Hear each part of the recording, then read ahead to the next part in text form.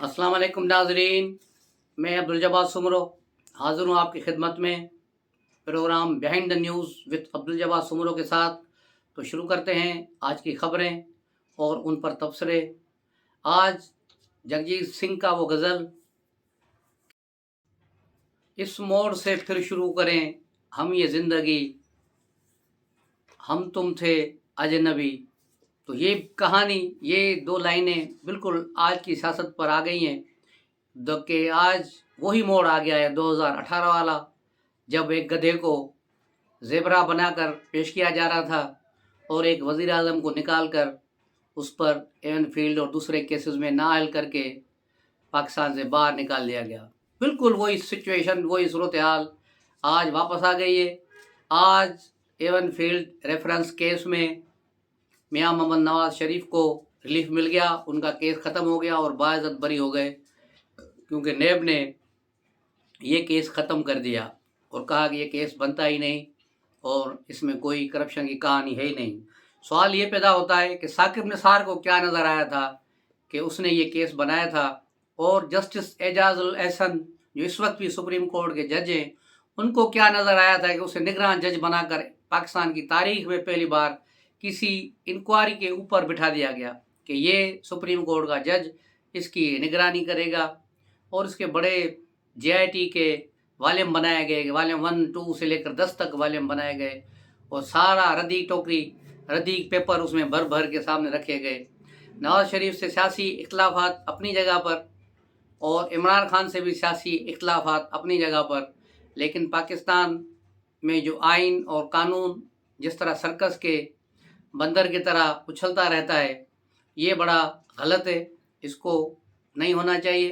पाकिस्तान का आइन और कानून, उसी पर हुक्मरानी होनी चाहिए और उसमें अगर कोई आता है तो फिर उसको उड़ा कर रख दो, ख्वाह वो कोई भी हो, जो करप्शन में मुलव्वस हो, जो किसी दूसरी बेज़ाब्तगियों में मुलव्वस हो या किसी भी चीज़ में हो, तो फिर ऐसा कानून हो कि उसको उड़ा दिया जाए। बहरहाल आज नवाज शरीफ के लिए खुशी का दिन है और उनके साथी और पटवारी जो है हमारे भाई, उनको भी मुबारक हो कि उनका लीडर एक केस से निकल गया। अभी एक दो और रेफरेंस रहते हैं, वो भी मेरे ख्याल में 1 महीने के अंदर अंदर, यानी इंतखाबी शेड्यूल आने से पहले पहले वहाँ से भी ये बरी हो जाएंगे। अंसार अब्बासी ने तो कल ही कह दिया था कि कल मियां नवाज शरीफ बरी हो जाएंगे, 5 बजे उन्होंने ट्वीट किया था और उसके बाद यही सूरत हाल रही है। आज भी जो नज़र आ रहा था केस और आगे भी जो केसेस नज़र आ रहे हैं उसमें भी यही है कि इनको बाइज़्ज़त बरी कर दिया जाएगा। फिर सत्ता खैरा, जिस तरह मैंने कल कहा था कि इंतखाबात में फिर नवाज शरीफ हिस्सा ले सकेंगे। तो ये है वो सूरत हाल नवाज शरीफ के हवाले से। और दूसरी सूरत हाल बड़ी दिलचस्प है और वो ये है कि इमरान खान बेचारा, जिसको मरवत, जो शेर अफजल मरवत की ज़बान में कहा जाए, तो बेचारा बढ़ गया, क्योंकि उसने खुद ही पार्टी क़यादत छोड़ दी है और कहा है कि इंट्रा पार्टी इलेक्शन कराए जाए। उसमें उसने एक नौ वारदाती गौहर खान को पार्टी का चेयरमैन नामजद कर दिया है कि इसको इंतखाबात में कामयाब कराया जाए। और ये गौहर खान जो 2022 में PTI में शामिल हुए हैं और आते ही पार्टी चेयरमैन की सीट पर इसको बरजमान कर दिया गया है। और अब देखना ये है कि अली मोहम्मद खान और दूसरे जो सीनियर पार्टी रहनुमा बैठे हैं वो क्या कहते हैं। असद कैसर जैसे लोग, दूसरे लोग जो पहले ही बगावत पे थे, इस पर पहले ही लड़ाई चल रही थी अलीमा बाजी और बुशरा बीबी की। एक दिन पहले बुशरा बीबी पर अलीमा बाजी ने हमला कराया, उसकी गाड़ी पर उसने हमला कराया, और ठीक दूसरे दिन बुशरा बीबी ने अलीमा के खिलाफ मुजाहरा कराया अडियाला जेल के बाहर। और मुजाहरे करने वाले PTI के कारकुन हरगिज़ नहीं थे, वो कोई अनाड़ी थे जिनको अलीमा का नाम भी नहीं मालूम था। उनके प्ले कार्ड्स पर लिखा हुआ था हलीमा, हलीमा बाजी, हलीमा बाजी, और पिनकी पीरनी, वज़ीर आज़म कैसा हो, पिनकी पीरनी जैसा हो, के नारे लिखे हुए थे। तो ये सारी ड्रामेबाजियाँ चल रही थी, लेकिन इमरान खान ने एक और कार्ड खेलकर गौहर खान को पार्टी चेयरमैन के लिए नामजद कर दिया है। दोनों खवातीन को दूर कर दिया है ताकि घर के झगड़े मज़ीद न बढ़े।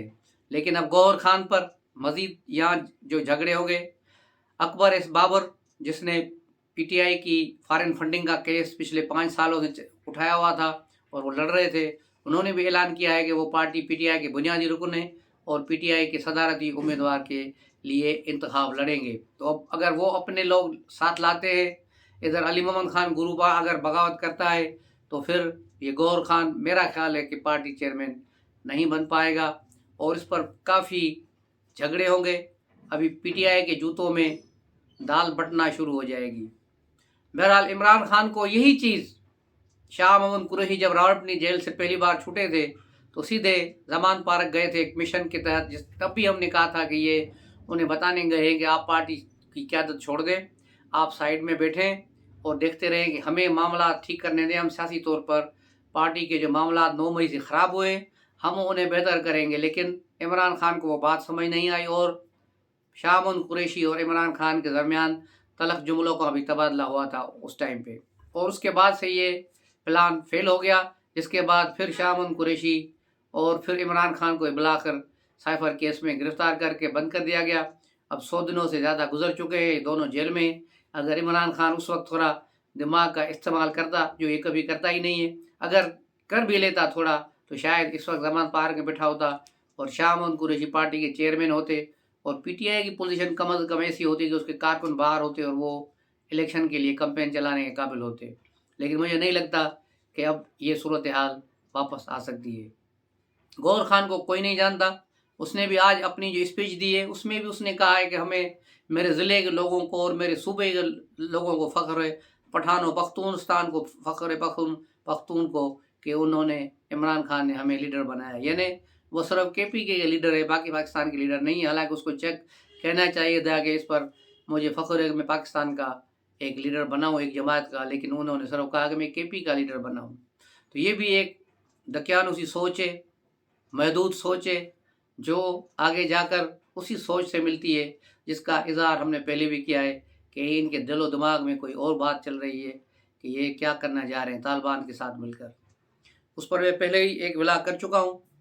اس کے علاوہ بلاول بھٹو بالآخر کل دبئی سے کراچی پہنچ گئے۔ پاکستان پیپلز پارٹی کا یوم تاسیس جو 30 نومبر کو کوئٹہ میں ہو رہا ہے، اس میں شرکت کے لیے پہنچے ہیں اور آج کوئٹہ پہنچ رہے ہیں، جس کے بعد وہ 3 دن وہاں قیام کریں گے اور جلسے کے بعد بلوچستان کے مختلف سیاسی رہنماؤں سے ملاقاتیں بھی کریں گے اور مذاکرات بھی کریں گے۔ پیپلز پارٹی کی قیادت تقریباً وہاں پہنچ چکی ہے، شازیہ مری اور دیگر پہنچے ہیں، سندھ سے بھی لوگ پہنچے ہیں، پنجاب سے بھی پہنچے ہیں۔ دوسری طرف آصف علی زرداری نے، جو پیپلز پارٹی پارلیمنٹرین کے صدر ہے، انہوں نے سید نیر بخاری کو، جو پیپلز پارٹی کے جنرل سیکرٹری ہے، انہیں پی کا جو ہے جنرل سیکرٹری نامزد کر دیا ہے۔ آج اس کا نوٹیفیکیشن بھی نکال دیا ہے، وہ اب وہاں پیپلز پارٹی کے جنرل سیکرٹری ہوں گے۔ تو یہ تھی آج کی خبریں مختصراً۔ اس کے علاوہ پولیس کے حوالے سے جو کل ہم نے بات کی تھی کہ سندھ پولیس پر کافی سوشل میڈیا پر لعن طعن ہو رہی تھی، لیکن آج ایک اور ویڈیو جو پنجاب موٹر وے پولیس کی ہے، اس کی بے غیرتی کی نشان بھی آپ دیکھ لیں کہ وہ کس طرح عام لوگوں کو، جو سندھ کے لوگوں کو وہاں ذلیل کر رہے ہیں، موٹر وے پر کھڑے ہو کر اس کو جو ہے گالیاں دے رہے ہیں، کس طرح کر رہے ہیں، انہیں چالان بھی کر رہے ہیں۔ تو یہ بھی آئی جی پنجاب کو بھی دیکھنا چاہیے، محسن نقوی کو بھی دیکھنا چاہیے کہ پنجاب پولیس کتنی دودھ کی دھلی ہے، اور یہ ساری جو بکواس کل اس 2 3rd کلاس کرکٹروں نے کی تھی، ان کی بات اپنی جگہ ٹھیک ہے کہ پولیس نے ان کے ساتھ زیادتی کی، لیکن انہوں نے کہا شکر ہے ہم سندھ میں نہیں ہیں۔ بیٹا شکر کرو کہ تم سندھ میں نہیں ہو، تم سندھ میں ہوتے تو کہیں بکریاں چراتے، کرکٹر نہ ہوتے۔ یہ پنجاب کی مہربانیاں ہیں کہ سارے کرکٹر، سب جو چیزیں پنجاب سے ہوتی ہے، اس لیے تم پنجاب میں ہو۔ پنجاب سے یہی تو سندھ کے ساتھ نفرت اور سوتلی ماں والا سلوک کیا جاتا ہے کہ یہاں کے نہ اداروں میں کچھ دیا جاتا ہے، نہ کرکٹ میں، نہ دوسرے قومی کھیلوں میں۔ سندھ کا کون سا کھلاڑی آپ نے اٹھایا ہے آج تک؟ یہ ٹکے ٹکے لوگ جن کو کھیلنا بھی نہیں آتا قومی کرکٹر کھلا کے گھوم رہے ہیں اور کہتے ہیں کہ بس شکر ہے سندھ میں پیدا نہیں ہوئے۔ یہ بھی شکر کرو کہ تم سندھ میں پیدا نہیں، پنجاب میں ہوئے تب بھی تم کرکٹر بنے ہو۔ بیٹا سندھ میں ہوتے تو کہیں تم بکریاں چار رہے ہوتے یا کسی دکان پر چائے بیچ رہے ہوتے، کیونکہ سندھ کے لوگوں کو تو مواقع ملتے ہی نہیں۔ سندھ کے لوگوں کے ساتھ تو جو سوتلی ماں کا سلوک ہو رہا ہے اس پر کیا کیا جا سکتا ہے؟ یہ تو 75 سالوں سے ایسا ہے کہ چند سال कुछ ना कुछ तवानाई मिलती है सिंध को। पीपल्स पार्टी के दौर में अच्छा खासा फ़र्क पड़ता है, रोड बनते हैं, सारी चीज़ें होती हैं, लेकिन उसके बाद फिर अंधेरा छा जाता है। Chief of army staff general Asim Munir को 1 साल मुकम्मल हो गया है और 1 साल उन्होंने बहुत मुश्किल मरहला देखे, बड़े बुरानों को उन्होंने हल किया है। और अभी वो पिछले दिनों यूएई के दौरे पर थे, जहाँ काकड़ साहब भी थे वज़ीर आज़म, क्योंकि एज ए प्राइम मिनिस्टर ही उसको फाइलों पे दस्तखत करने थे। एक बहुत बड़ा पैकेज हुआ है पाकिस्तान के लिए। पाकिस्तान में सरमायाकारी का कोई 25 अरब डॉलर का पैकेज हुआ है, जो अगले 3-4 सालों में होगा। तो इसके बाद पाकिस्तान स्टॉक मार्केट जो है रॉकेट की तरह ऊपर जा रही है, 61,000 की पॉइंट्स भी क्रॉस कर गई है। ये सारी जनरल आसिम मुनीर की अनथक मेहनत है कि सऊदी अरब से, फिर अब यूएई से, और अब कतर गए हैं, और कतर से भी अच्छा पैकेज मिलने की उम्मीद है। और इंशाल्लाह पाकिस्तान के मुश्किल दिन ख़त्म हो रहे हैं, पाकिस्तान के जो है अच्छे दिन शुरू हो जाएंगे, जिसका बेनिफिट आगे जाकर आम आदमी को भी होगा, और महंगाई और दूसरी जो है चीज़ों में भी कमी आएगी। तो मिलते हैं अगले व्लॉग में, तब तक के लिए इजाज़त दीजिए। अस्सलाम वालेकुम।